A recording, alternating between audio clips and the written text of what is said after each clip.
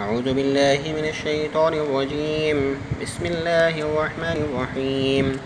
وإذا كنت فيهم فأقمت لهم الصلاة فلتقم طائفة منهم معك وليأخذوا أسلحتهم، فإذا سجدوا فليكونوا من ورائكم ولتأت طائفة أخرى لم يصلوا فليصلوا معك وليأخذوا حذرهم وأسلحتهم.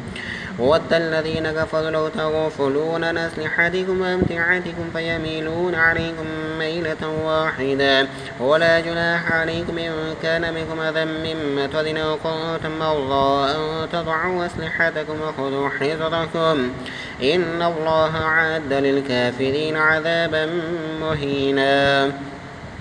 فإذا قضيتم الصلاة فاذكروا الله قياما وقعودا وعلى جنوبكم، فإذا اطمأننتم فأقيموا الصلاة إن الصلاة كانت على المؤمنين كتابا موقوتا.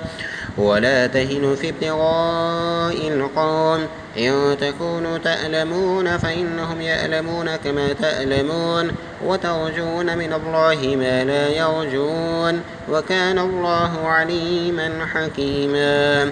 إنا أنزلنا إليك الكتاب بالحق لتحكم بين الناس بما أراك الله، ولا تكن للخائنين خصيما.